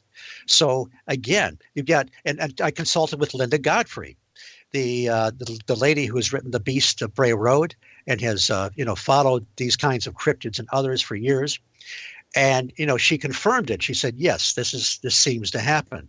So the point is this: you have 4 researchers separated by half a century, all telling us that these footprints, these type of footprints, are showing up sometimes in what we would call window areas or paranormal hotspots. So again, I don't have an answer, but isn't that interesting? Absolutely. I would suggest checking out a book by a chap I know called Mark Norman, which is The Black Dog Folklore, which he really goes into a lot of detail about the folklore mythology around the black dog site, the Black Shook over here in the UK. So that's worth checking out because he really does dig into all the details of that. But yeah, I do wonder if the Black Shook and sort of the Dogman in America, there's reports of them supposedly over here, if they are, again, the same kind of phenomenon, because historically, we in the UK, there are lots of stories and folklore mythology about the black dog. That's what we see because it's part of our culture, if you like, our own understanding of this phenomenon. But in America, you see Dogman, but it's the same phenomenon, but being viewed slightly differently depending on your own background and culture and interest. So that's what I find the most fascinating is those, as we were saying before, there's little connections underlying these disparate stories you think have no real connection to each other. And yet, to look at certain details, you think, hang on, that thread's running through all of these stories. Very interesting. Another kind of link to this idea of, I don't know, human consciousness reflecting back what's in the collective and so forth. Gustav Davidson wrote a book called A Dictionary of Angels. This is back in the 60s. You're familiar with that. I have it on my shelf. Oh, excellent. Yes. He you couldn't believe he went through all kinds of, religions, folklore, and so forth, and was documenting all these angels. And like some people in the UFO field, cryptid field, or whatever, he became obsessed. And he talks about, I'm just going to quote a little bit of this. He said at this stage of the quest, I was literally bedeviled by angels. Now, he believed he was documenting, reporting on good angels and bad angels. These weren't just the good guys that we see, in the all the paintings and so forth. But he said they stalked me and beleaguered me by night and day. I could not tell the evil from the good. I began to move in a twilight zone of tall presences. And one time, he was returning from a friend's house. It's getting dark. It's getting dusk. And he's cutting through an unfamiliar field. Bad idea. That's a bad idea in all the movies anyway. Yes. Don't cut through an unfamiliar field. Stay on the path. But he said this nightmarish shape loomed up in front of him, barring his path. And he was able to fight his way around it. He wakes up the next morning and he said, I don't know what I encountered, a ghost, an angel, or a demon. But here it is. He is heavily immersed in the lore of angels and demons and so forth. And then he has one of these experiences. Now, don't you guys think that in the literature that there are people, take Albert Bender, one of the first guys that would encounter the Men in Black, and some others. It seems like some people, again, if these reports are true, that get immersed in this stuff, have, experienced the manifestation, experienced the phenomena to the point where it drives them crazy. It happened with John Keel. Other people like me, who are just as, I think, fascinated and perhaps obsessed, nothing happens to me. So what is that all about? Welcome to the club. It's about to say that about poor Mark, though. He's not had that major experience, have you? I can't. I think I need to just shut up sometimes and take a step back and really look at things, because I have had a lot of experiences in my life. It's just, I've never seen a ghost full on. I've never seen a Bigfoot or a cryptid. I've never seen, but at the same time, being an investigator myself, I've had a lot of strange experiences. I've had a lot of things happen. I've experienced sleep paralysis in a house that had activity. I've seen last year strange lights in the sky that, I know my aircraft and I couldn't identify this. I've heard phantom footsteps. So these just need to, I think, take a step back and realize you're not going to always get what you want, like the Rolling Stones say. But things are still going to happen if you pay attention to it and don't blow things off as much, and keep that open mind. Not so open your brains fall out, but open enough that you recognize when something odd is happening, or what you're seeing. And this is why I'm so fascinated more than anything with the high strangeness phenomenon, because it's one thing to sit there and say, oh yeah, I saw a Bigfoot, or I saw a UFO, or even aliens, but when something like Mothman comes along, and it is so damn weird that it's hard to classify what it is you're experiencing. It almost feels like your reality just shifted, or you're looking at something more in a vision and dream than you are in our physical reality. So I love the weirdness. I love it. Yes, and it's endlessly fascinating, because we have, even though we still really don't know what's going on, we have made some progress. I mean, like this idea of like John Keel saw that the interconnectedness of all these things early on, before many people did. And you guys are probably familiar with Rosemary Ellen Guiley. Yes. Yes, great researcher. Has done all. Anyway, I met her. My wife and I met her at the Mothman Festival in 2006, and one of the things she was investigating was shadow people, and she wanted to talk to people about their experiences, whether they were bedroom invaders or whether they saw them wherever they saw them. And the next year, she always speaks at the festival. She talked about her findings, and she found out that a significant percentage of those people that experienced shadow people in one way or another were also experiencing classic alien abduction. Mm-hmm. Now, who would have seen that coming? I think Whitley Strieber has had a lot of experiences like that too. So last year, a young lady contacted me from New Hampshire, and she and her husband had seen one of the, they kind of like your experience. They saw some strange lights. They're very familiar with regular aircraft lights because they live right near an airport. But something was wrong about these. And then all of a sudden they noticed, and they didn't realize it till later, they noticed that they were missing about a half hour. And when they came out of it, this giant black triangle was passing overhead so low that it was touching the tops of the trees. And that was it. So she contacted me. And fortunately, if I was frozen in the 1960s, I would have said, that's really cool. And at that point, she was not able to be regressively hypnotized. It wasn't working for her. Later on, she did. But I would have just left it at that. But I started asking John Keel style questions, Rosemary Ellen Guiley style questions. I found out that she had experienced shadow people. Both her sons were experiencing orb phenomena. Her younger son was seeing orbs dancing outside his window at night. The older son saw an orb circle him in the house and come up to his face and take off. And I asked her, I said, this is going to be probably a strange question, but have you ever seen anything like a Bigfoot or some kind of a strange creature? And she said, well, no. And then she said, oh, wait a minute. My mother-in-law and sister-in-law saw something very strange in that general area, and it was panther-like, standing on two legs, standing right next to a tree. When it saw them, it took off. So, again, back in the old days, I would have had no clue to ask these kinds of questions. But then you find out that this young lady didn't just have an abduction experience, but she had, all kinds of other things going on. And then it gets even weirder. It turned out she did contact a local UFO group. And when they were over one day, a black Cadillac went up and down their road, which was a dead end. It went up and turned around, dark, windows, couldn't see anything. Mm-hmm. And she finally was able to make a breakthrough with the hypnotherapist of finding out what happened. And she saw two sort of light-skinned grays. There was sort of an angelic type, like a woman or something there, telling her to be calm, it's all right. And then she saw some other things, sort of a horrific spider-like creature or something she couldn't even describe.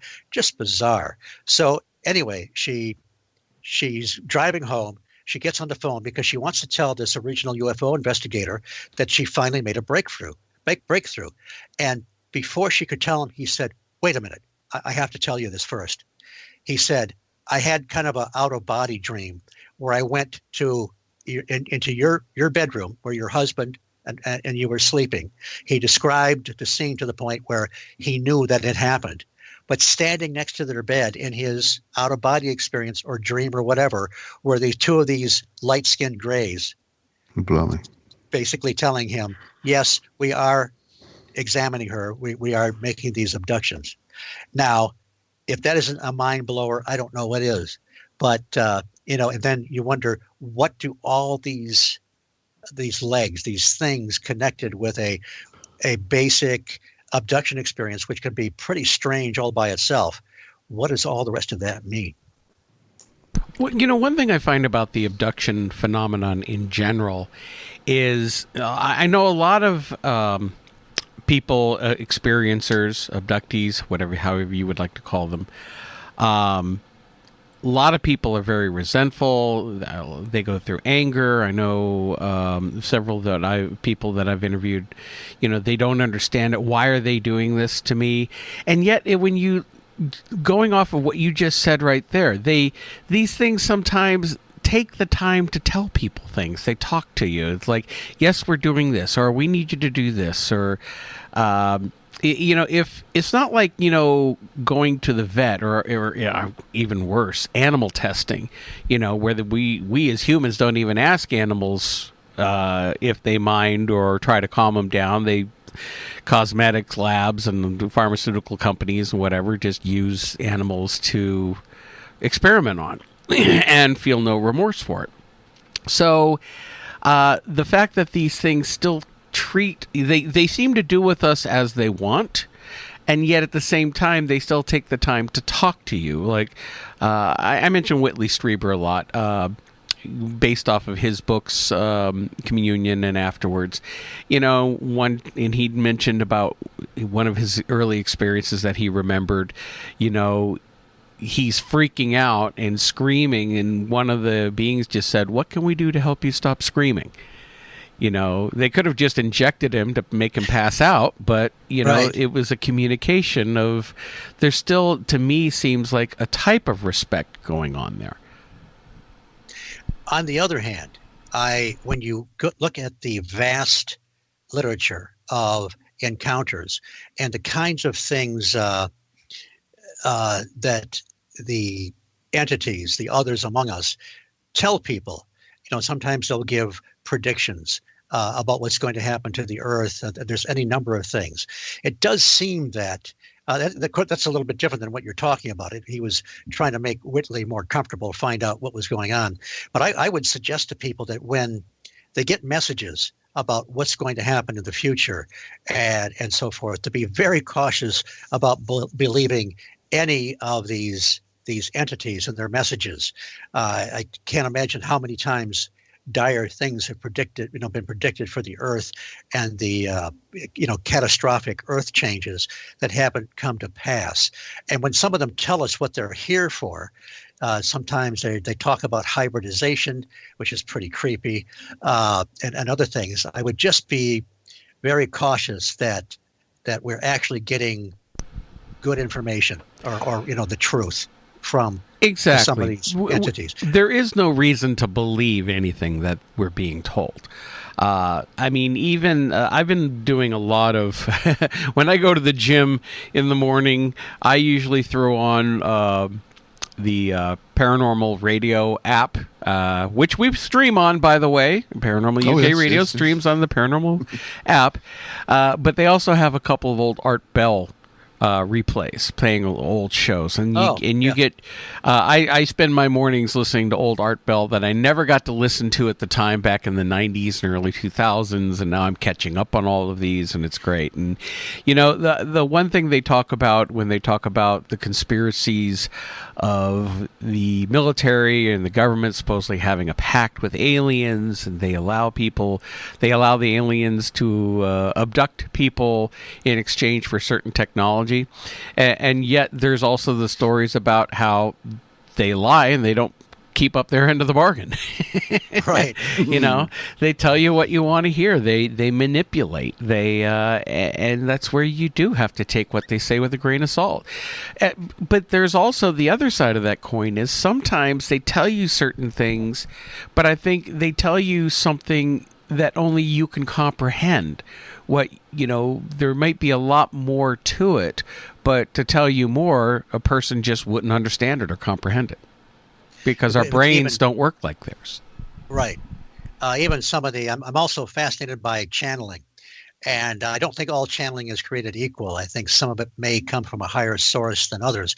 But a lot of that is just nonsense stuff you can't trust either. They're just other messages from those beyond. And sometimes, when you get into the lore of the Space Brothers, the contactees, channelers, and some modern day UFO messages, a lot of that stuff blurs together. There is when you mentioned, some of these things that are kind of accepted now in the lore of UFOs about these packs and so forth. Some of that stuff, it's just as interesting to look at the individuals that like James Mosley, Gray Barker, all these great characters from years ago, and the contactees, George Adamski, Howard Menger, and so forth. And James Mosley wrote a book, of course he's deceased now, called Shockingly Close to the Truth. And he talks more about the personalities in the UFO field than anything else. And it's hilarious. And he talks about some of the hoaxes that he and Barker perpetrated. And I think one of them was the meeting between Eisenhower and the aliens. I think that was their doing. I'm not positive, but I know that they did do the infamous Straith letter that they wrote to George Adamski. They got a hold of some State Department stationery, and they identified themselves as R.E. Straith. And they said, Mr. Adamski, we can't do this formally, but we really appreciate the kind of work you're doing. And of course, George Adamski is the gentleman that claimed he met Orthron, the Venusian, in the California desert back in '52. But it said, you're doing great work. And if you're ever in the area, stop by for a formal visit or whatever. And of course, it was all BS. But George Adamski is flashing this thing around like it really happened. And the FBI gets involved. And they're all mad and said, George, you can't do that because it's a fraud. And then they go and they question Barker, and they get onto him a bit, and Barker gets paranoid, and he smashes the typewriter that he wrote it on and hides bits and pieces of it in various walls in Clarksburg, West Virginia. So you got it's just the whole thing is fascinating because some of the stuff, some of the lore, some of the information is inexorably connected to the amazing characters that have come up through all this. Mm-hmm. Well, there's a lot of different people involved, and doing radio as we have done for the last several years, we've got to interview a lot of great guests, a lot of guests that, they tell a story. I'm respectful, but in my mind, I'm sitting there going, yeah, I don't think so. But you know what? I also have to try to keep open-minded enough to say, who am I to say? Because the more I learn, the more I realize that there's so much I don't know. And, to stand here and spout something as an absolute, it's hard to do these days. It's very hard for me to say that anything is an absolute anymore because I feel like we're just scratching the surface.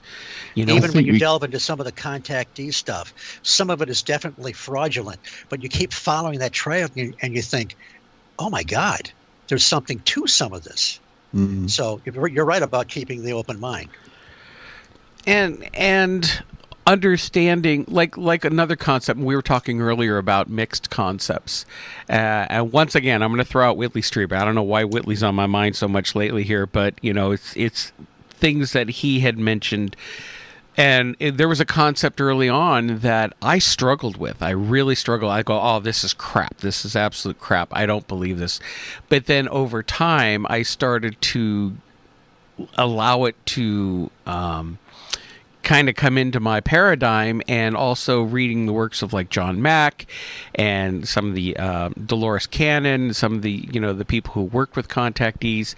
When Whitley first talked about seeing dead people during his encounters, and finding out that in one way or another that these beings, which we call aliens, but they may not be from other planets. They may be from somewhere else, maybe within a different reality, within our space. We don't know.